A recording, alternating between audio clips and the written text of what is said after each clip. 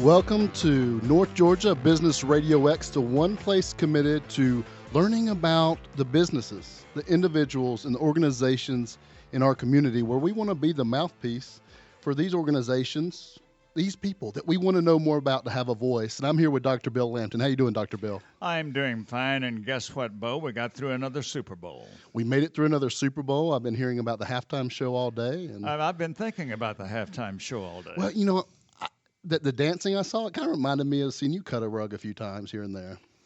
I've got a twin brother. You must have seen him. I've met him. I mean, you must have seen him. Oh, that was dancing. the one dancing. Yes, I got it. Right, Okay. right. Okay. Well, one of the things that we can agree on, every once in a while, it's nice to go out, maybe relax, have a nice beer, conversation. I've heard that you do that, yes, You've Bo. heard you could do that. And I think we've got a great guest today that has something very unique going on here in North Georgia that I'd like to talk to. And, I mean, we just got a lot of questions that have come up. Yes, we'll go ahead and bring him on the show. Well, none other than Mr. Pat Datta of Nut Brewing Company. Pat, welcome to North Georgia Business RadioX. Thank you, Bo. Glad to be here. Yeah, I'm excited. So let's do the 10,000-foot overview in 2 to 3 sentences. Tell me about Left Nut. Well, it's a microbrewery, and I think everybody at this point understands what a microbrewery is. It's basically your local brewery that is using the old craft methodology of getting pure ingredients and making some great beer. So at Left Nut Brewing, that's what we do. We bring it to Gainesville, and we send it all over the state. Well, I love that. So tell me, I just wonder, was this something you've had experience with? Was this just a mission, a vision? You said, I would like to do something unique, or you just like beer a lot and said, let me get into that business? Well, a little from column A, a little from column B. Okay, got it. I've been a home brewer since, I'm going to date myself, since the mid-'80s. Okay. Since I first learned that you could brew beer and make it at home. And throughout my corporate career of about 30 years, wherever they sent me around the world, I hunted down local breweries and tasted the flavors that they had to offer, and was always interested in it. And then one day, when I took my retirement from corporate America, somebody asked me what I wanted to do for the next 50 years of my life, and I decided to give them the answer that led to this, which is I would give up my left one to open a brewery. So there's where the name came from. Exactly. And it's come to fruition. It's there. It has. Thanks to some great people. Thanks to the city of Gainesville, because they actually were very, very interested and engaged when I was first looking for a place to open the brewery. And they made a lot of things happen for us in order to make that brewery a reality. Well, and I've been on the location. We'll talk about where that is and what it looks like. But I can tell that's no simple feat. You just don't go open a spot and set up shop. There's a lot going on there, and we can talk more about that. But it's Absolutely. It's a big outfit. It's a big ordeal. It looked like to get everything to do what you do. It is, and you know what? When we set out to do this venture, the laws were different. Okay.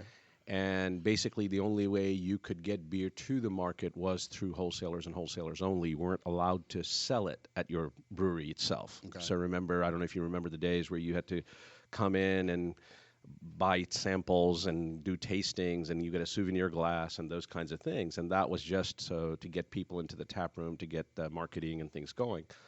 But really, when the laws changed and it allows you to now sell directly to consumers at the brewery, although limited amounts, there are limits to what we can sell out of there. It did open up the door for different, form factors of breweries. So, for example, when we opened up, because it was only distribution based, we had to build something of scale, and that's what you're seeing is the big size of the systems, the venue, and everything else, because wholesalers want to know that you can provide the volume Right. once they start supplying your beer to the market. However, nowadays, because the new law change, you can actually go in and buy a case of beer at your local brewery, and that allows a much smaller form factor of a brewery to exist that can make small batches and sell everything they make right at their doorstep. Wow. Now, is it unique to what you're doing to actually have the ability to walk up to the bar and have the beer, or is that something that's Well, no, I think most breweries will have a tap room, and the law allows us to have that tap room and allow to sell by the glass as well as to have some, for you guys to take away in packages. But it is a method for us to have more direct control of the revenue we make. right? Got So, it. yeah. Well, Bill, I know the idea of free samples is getting exciting to you. I can see you itching to go. So, did you have a question? You can't see me smiling on the air, but you're right. looking the wrong Bill. way. Yes. A question I have, Pap, is you mentioned buying some beer and taking it away. Well, I can do that at a grocery store, a liquor store. So, what is it that has appeal? I'm not any beer connoisseur. I like beer, but I've never ventured very far in any direction. So, why the appeal? What is it? Yeah, absolutely. Great question. I think it's synonymous to or analogous to visiting wineries. You can buy the wines anywhere, right? But when you go to the winery, you get that experience. You see the people that are making it. You get to talk to the people that are making it. You get to feel part of the process, part of the history of not only that place, but the whole art of making beer and so forth. Because through the tours, through their interaction, through everything else, you learn more about what you're drinking. Okay, and that's a great thing for you as a consumer, you as a fan, me as a producer, because the more educated consumers we have, the better. So when you come out there, you get that education, you get that sense of place, you get that sense of history, everything wrapped into one, and frankly, that makes a beer taste so much better. Well, one thing that I do know more from hearing other people than myself, but I do know that wine, for example, can become very, very pricey, and maybe because it's been around so much longer than beer. Are there very much? Is there very much deviance in pricing with beer as there is with wine? Absolutely, absolutely. I mean, we have beer that appeals to the masses, and they're priced for the masses. Then there are those connoisseurs who want specific styles, aged varieties, things that are higher in alcohol that have been socked away in cognac barrels for years, and then they're poured, after 3 or 4 years. All of those things exist in beer just like they do in wines and fine spirits.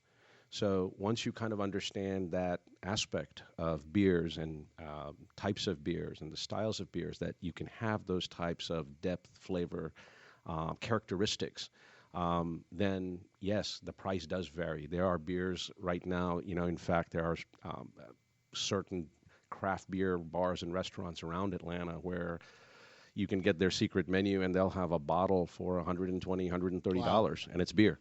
Wow. I've never had one that good. You need to come by our place. Well, you brought up something that comes up over and over again is people will come out and they'll pay for an experience, right? Yeah. And it's, you're right, you could stop by the store, grab a 6-pack.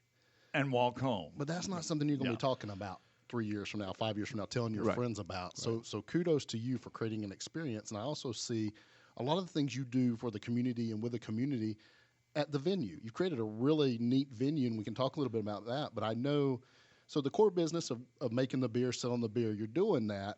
But I also, just from watching you and our conversations, following you on Facebook, there's a bigger mission there for the community, it seems like. So tell me if I'm onto something. Yeah, absolutely. My history has been more in the corporate sector. So 30 plus years in the corporate sector, global roles, all of that stuff. And throughout all of that, the idea was to, if you create something, that it had to have the ability to give back to the people that you're creating it for. And not in just the products you make, but in a bigger, more way. So how do you create a legacy that's bigger than you are, bigger than what you're doing as the project itself? And I think that's something that was always within, my sort of back of my mind to say, if we build something, it has to have meaningful sort of contribution into the community. Right. And that's what we do. So we do things for, I think you've heard CSU, which is the Challenge Child Organization, and everything else. Yes. They have their benefits over there. We do a big benefit for cystic fibrosis. We're trying to work closely with the Georgia Mountain Food Bank. We need to do something with them soon coming up. Because one of my pet peeves is, in this country, you shouldn't have hungry kids. Right. So what can we do through the brewery to raise awareness, to basically have events? Because I now have a venue. You've alluded to the fact that, we have a nice place and everything else. The venue does lend itself to be used, so why not use it? Right. And well, even Amped Kids, right? Me and Absolutely. Joy were out at You were there, the location Amped Kids. Yeah, with absolutely. April Rooks organization. Just Absolutely. good community causes. And again, kudos. for going beyond the business, because I think at the end of the day, the more we do this, the more people we talk to in our community, it goes around because of the business owners, what they're giving back. And a lot of times it's even behind the scenes. So well, I think as I think about, we talked about regulations, law changes. Where do you see it going, Pat? Well, I think, Georgia has taken some steps. Now, you'll be surprised to hear that we are still in the bottom 3 across all 50 states with respect to the type of laws we have and breweries per capita and everything else, which is surprising. We're actually number 50 as far as breweries per capita go, because of the historically restrictive rules and regulations that have been here. Because you compare us with something like North Carolina, and it's booming over there. West Coast breweries are opening their secondary sites in North Carolina, Virginia, those areas. So I think, one of the things that we want to do is basically get into a mode where we can actually have more control of how we sell and who we sell our products to. Not always have to have the restrictive channels in which to take our product to the market, as well as be able to sell you what you want directly at our doorstep. And if we open a second site, be able to transport our product from one site to another to sell it to the second site. Right now, you can't do that. There's certain restrictions to that. So there's a lot of just small things that could free up the ability for the product that we're so proud of making in Gainesville reach the broader masses in Atlanta and in Georgia. Which in turn allows you to do more here right at home. Absolutely. I mean, it's full circle. Absolutely. Well, let's talk a little bit. I don't want to miss the opportunity because there's always things going on over there at Left Nut. Anything coming up that somebody listening might need to know? Because I'm trying to think the best way for a listener that maybe hasn't been out there, they were out there a while back and didn't know some of the things going on. What's some things we could interest them in to say, hey, come out and check it out? Yeah, sure. I mean, we're open typically from Wednesday through Sunday in the afternoons, evenings, Fridays and Saturdays, pretty much throughout the whole day in the evening. But beyond that, I just want to kind of, first of all, thank Gainesville, Hall County, Georgia, because we are about to celebrate our 4th anniversary on March 21st. Congratulations. Thank you. It's been a great journey. It's been a very challenging journey, but we're here, and we are here to celebrate that with everybody that can be our fans, people who are going to be new to us maybe, come and see us. Great facility. We're going to have food trucks, lots of special beers, live music throughout the day. So we're just going to celebrate. And date and time again? It's going to be March 21st from noon till 11 p.m. Okay, that might be a good experience. We want to go out there to help support our friend. I'll ride with you, Bo, and you drive back. Okay. Well, Pat, any other ways people listening get involved? Check out Facebook, website. I know the best thing's going to come have the experience. Oh, absolutely. But what I would suggest is that for people there are still a lot of people that have reservations about craft beer because it's been too bold in flavor, too bitter, too this. Don't lock yourself out of the experience because you've only tasted a couple of things. And that's why, whether it's our brewery at Left Nut or all the myriad of breweries that are around Metro Atlanta now, go visit it. You're going to find some unique experiences, unique products that you never think would exist as beer. Right. So I would say to everybody, discover. It's at your doorstep. We are local. You get to see who makes your food, makes your product. So come and see us. Well, and that brings up a question, too. Is there a number that you say, hey, we have this many different beers available at any given time or this many core offerings? Absolutely. We have 5 flagships available year-round, but on top of that, we have between 14 and 16 others always on tap in various flavor forms and others using a lot of Georgia-grown products, such as, and I'm going to give a shout-out to J. Moore Farms because they've done a great job in providing us with all the fruits we need for all of our beers that use the peaches and blackberries and strawberries from them. Well, one of the things, in my language, people have heard me talk this way for a year, one of the things that makes life truly rich, we're not necessarily talking about millions in the bank, it's these experiences. So I really encourage our listeners to check this out. Go have an experience. Go taste it. See something you might like. Plug into the community. Support somebody that's supporting businesses in these causes. Because, Pap, again, kudos for all the awareness and the things you're doing with the local, because there's a lot of good organizations and charities doing good work right here at home. Absolutely. Bo, I have a feeling that you're going to support his business. I want to do my part.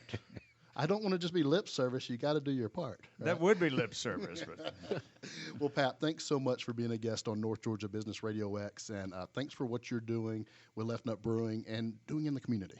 Thank you so much for having me. Appreciate it. Appreciate thank you, it. Pat. Thank you. Well, Bill, we've got another guest, and I'm excited because talking about a service, a need fulfilled in a community, you know, the demographic I deal with a lot, it's kind of getting into the retirement side of things. And I see as people go through this timeline of life, there's needs, and sometimes they're not addressed, or there's not good ways to address it. Or, but I believe this service we're going to learn more about next is great in our community. So why don't you introduce us to our next guest? Well, you're right on target with that, Bo, because there are many services that elderly people need that their families can't meet for a variety of reasons. I'm delighted to welcome Dana Chapman. I've known Dana for more than a couple of decades, and one of the hallmarks of her professional life is that she has dedicated herself to the not-for-profit world, and in doing so has helped many, many hundreds and thousands of people and is still doing the same thing. Dana Chapman is now head of Independent Transportation Network. Dana, welcome to the program. Thank you. Great to be here. Well, we are certainly fascinated by what you do. I'll have to admit that I was not aware of it. So, what is independent transportation? What's that all about? It is a very unique service that was brought to Hall County by some dedicated volunteers. And the origin of it was with the Chamber of Commerce Vision 2030 campaign. Right. And in that vision, the need for specialty transportation for people over 60 and the visually impaired was identified. And eventually that project was taken on by the Wisdom Keepers. And as the Wisdom Keepers project has evolved, it has gone from a more simple adult learning format to a full-fledged 501c3 entity of its own. And in the process of their growth, the Wisdom Keepers took up the idea of what is the best way to provide special transportation that is centered around the needs of people who are fragile and who would like very much to continue to be active in every way they can be, and their families need that assistance. And this group of volunteers back in 2014-15 did a lot of research and did some traveling and saw the offices of services around the country, and they zeroed in on the Independent Transportation Network, which was originally founded in Portland, Maine, by a woman named Catherine Freund, who is still working in Portland at their office today. And now there are 14 affiliates of the Independent Transportation Network, and we are the newest. We are the youngest, nice. and the only one in Georgia. Well, one of the traumatic times in an elderly person's life and in their family as well is when they can no longer drive. And many children face the challenge of addressing that with their parents. And of course, it's for safety reasons. Well, if they can no longer drive, are they to just be marooned at home? And that's even more depressing. Losing mobility and losing independence is a tremendous shock. And so you're feeling a great, not just physical need, but you're feeling a great psychological need there as well. You are right. There are a lot of emotional needs that are served by being able to call your own shots on your goings and comings in your transportation, and whether or not you can continue to go to church and get your hair cut by yourself, go get your own groceries. And then there are the really pressing things that we tend to the most is medical appointments. Sure. And that's vital and critical to so many other issues, to the issues of poverty, the issues of good health and preventative medicine. It is so true for all of us that getting to the doctor's office, especially the first time, is really challenging and really overwhelming if you're trying to make sure you're in the right place and have you made a good decision about where you are and is it in your control and how do you pay for it. And it's really an overwhelming time. But to have someone with you who's transporting you to that appointment, who's going to reassure you about where you are, what time you're there, making sure you're on time, It's amazing what the service can do in terms of preventing illness that would come up if someone Right. did not go. One of the things, Dana, I hate to put anything in a box, right? But for the listener, it's very valuable to paint a picture. So I'm just wondering, is there any, for somebody listening, that any strokes you could paint about an age range, certain things you see, so that someone might say, you know what, that sounds like me, or that sounds like a resource for a loved one. Just kind of some maybe examples that you see more often. Yeah. Thank you.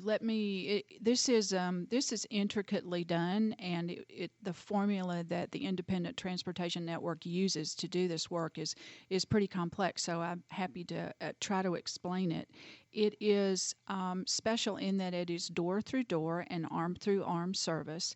One car, one driver, one rider at a time, one trip at a time to get someone where they need to be. It is for people who are 60 and over. Okay. And we do serve folks who are younger than that, who are anywhere between 18 and 60, whose primary problem is a visual impairment. We have some younger riders in their 20s we're taking them to their volunteer work, to their job, to church, to parties. So that's a great service to provide too. But our primary client is folks who are over 60 who have decided to stop driving. And to go back to your point, Bill, you're right. It is a very stressful time when folks need to stop driving. And I'll tell you a quick story about the origin of the Independent Transportation Network. Catherine Freund was a young professional. When her little boy was 6 years old, he was struck by a car in their neighborhood that was driven by a senior impaired driver. Wow. And it was probably a situation that the family had struggled with for quite some time, and that taking the driver's license away was the issue they were facing, and how were they going to handle that. And Catherine's energy, as her boy did recover, he has a family today, and he's around the Portland area.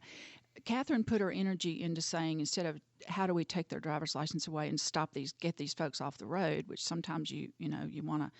You can do that when you're in your car, sort of fuss at somebody who's in the wrong lane or whatever. But the real point here was, how do we help these folks continue to be a vital part of the community? And one of the things that struck me in thinking about being with you all on your show today is that every time a senior stops driving, that retail community loses a customer. Right. So there are so many benefits, emotional, and there are so many benefits to the families who know that their loved one can be safely independent and be cared for as they're being driven. Our rides are provided 24/7. Even when the business office might be closed, rides are still taking place. We do this primarily with volunteer drivers. And, Pap, I'm hoping you'll consider driving for us on a Sunday afternoon. Yeah. Drivers are critical to what we're doing, because volunteer drivers help us keep the cost down to the riders. What kind of training do you give the drivers? We do a criminal background check first and a driver's license check, and we're fortunate that most all our drivers are 49 volunteers right now to the service.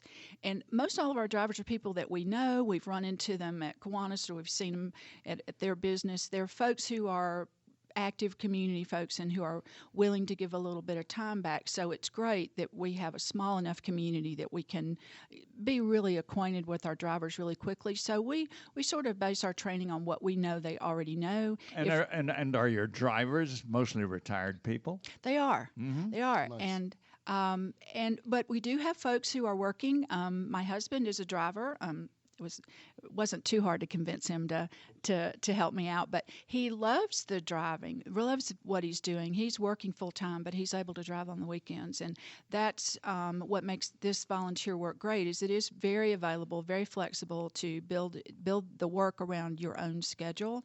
All the rides are coordinated by specialty software that we lease from iTN America, and the software it's logistics. It calculates each ride by longitude and latitude and the number of miles that are involved in that particular ride. So when someone wants to become a rider, they sign up with us for a membership, And once they become a member, they get an invoice at the end of the month for the charges for those rides so that they can see that the service has already been provided and they're getting a paper invoice in the mail for those rides, and they're seeing exactly what the mileage was and what the charges were. And I can give you more detail on that too. Well, that one of the things is just going back to how it works. So software, you sign up. Software, you can basically, I need a doctor's appointment. You could request it. It sounds like. What about? Say I have a 2-hour doctor's appointment. Is the driver staying there with me? Are they going to another ride? I mean, how's that work? Great question. The drivers are scheduled so that they have a second route, and you think of it as one trip at a time. So if we pick up your mom and take her to the doctor, our manager at our office knows she's looking at the mileage and looking at the origin and the destination, and she's also looking at the driver to see where the volunteer driver lives and how far they drive. We have folks who live in Merville and want to drive North Hall. We have folks who live in Brazelton and want to drive, intentionally drive on Spout Springs Road. Right. We have folks who say, I'd like to stick with 30501, 30504. And we have drivers who say, I only am able to work for you for 2 hours on Thursday afternoons. And we plug them in using the software. It matches the drivers with the riders. So when we take your mom to the doctor, we help her get in through the door, make sure she's in the right place, her walker, her cane. We do work with wheelchairs. We have some folks who are in wheelchairs if they're able to be more independent once they get in with their chair. And then a second driver is already scheduled. We take a good educated guess of how long that doctor's appointment is going to be, and we schedule a second driver to come around and pick that person up and take them home. Well, somebody's really done a lot of work because there's logistics involved here. That's complicated. Yes, I was saying to Bill earlier that it is unusual when you find a nonprofit that is literally and figuratively driven by technology. We're very dependent on good software and also on our great staff members who understand how to make that software do exactly what it needs to do for us every day in terms of getting people where they belong. And when I was hired to be the director of this agency in 2018, we were providing about 30 rides a week. And now we are providing over 100 rides a week, Wow. 110, 120 rides a week. The demand is certainly there, and our biggest need from the community is to have folks help us by driving. They drive their own car, and another great question is insurance. Our drivers use their own insurance as their first line of coverage. Okay. And iTN carries a liability policy that covers folks over and above that. And fortunately, across the country, all the way from Monterey Bay to Kentucky, the issues with insurance are few and far between with the particular kind of rides we're doing and the customers we serve. Well, one of the things I was curious about as we're talking about this, Dana, is we look at being a nonprofit and people care about money. So we said the volunteers reduce the cost, but there is some kind of a cost. Let's talk about that. Let's just get that on the table. And then the other question I was curious about, there is a cost, and then are the drivers compensated in any way, or are they just pure volunteers? Perfect. The cost to become a member is $50 a year. That's an annual bill that folks would get. Okay. And we ask people to put in a $50 deposit into their own transportation account that we hold for them, and their subsequent rides are drawn down off of that balance. The ride cost is $4 for pickup and $1 per mile. So the average trip in Hall County with our geography and the need to cross the lake and the places we have to cover is a $12 per trip. Okay. And it seems a bit pricey at first. It is certainly compared to municipal transit. It's going to be more expensive. It's more inexpensive than a taxi, more dependable probably than an app-based service like Uber and Lyft, and you get to know your drivers there. It's organized neighbors helping neighbors, Right. and our drivers do earn driving credit. So, Bill, when you sign up to be a driver for me, which I know you're going to do real soon, you'll have your own account in our system that will be there for you, and you'll earn credits when you drive, and those credits you can give those to our scholarship fund. And scholarshiping folks takes away that $50 annual membership. Okay. And it reduces the pickup fee to $2 and the per mile to 50 cents. So for folks who are under a certain amount of income per month, we look at those individually on each application that we get. We can scholarship them because of the donations that come in through the drivers. No, I love that because there's people in our community that need that the $50 in the deposit would be That's a lot. cumbersome. Right. And we want to serve as many people as we can, so scholarships are available. Excellent. We have time for one more question before we get your contact information. And the question is, how wide is the geographic area that you serve? We serve only Hall County. There are other affiliate chapters that do cross their county boundary. There's a couple in Florida, and I know Monterey Bay, California, they cover several counties. But here, the best thing for us to do when we were chartered was to serve Hall County. We cross over the line a little bit into Cumming, a little bit into White County, and a little bit into Brazelton. Houston, we can't go there. It's too far. We have to stick to Hall County only. Well, somebody out there listening, and again, to me, it's painting the picture. If this is something that could help me, this is a resource for a loved one or a family member. What's the best way to plug in, find out more? Is it a website? Is it call? What do you think, Dana? A phone call. Our manager and I are happy to talk to people and help them work through it. And it's very much the kind of thing that when you have to stop driving, and it is so difficult to do, and you're facing so much that's out of control, talking to us over the phone makes people feel really good about signing up. It's an application. We'll step them through. We actually both make home visits to help people with their applications. We do that lots, and happy to do that. Meet them at their church, meet them at the senior center. We go and help people get in. There's a website for their children. A lot of the children live out of state and help pay for this from a distance, and there's a PayPal location to pay so that the children can help the family afford it. And that website is? www.itnlanier.org. Very good. Well, Bill, another great show talking about business and organizations doing things in the community, business owners giving back in the community. It truly is what makes North Georgia go around. Very fascinating. Well, Dana Chapman with iTN Lanier, thanks so much for being on North Georgia Business RadioX. Datta with Nut Brewing. Had a blast, guys. Thank you. All right. Thank you very much. Bill, we'll be talking with more businesses, organizations, and learning about the people right here in North Georgia. Same time, same place. Next week Yes, on sir. North Georgia Business RadioX.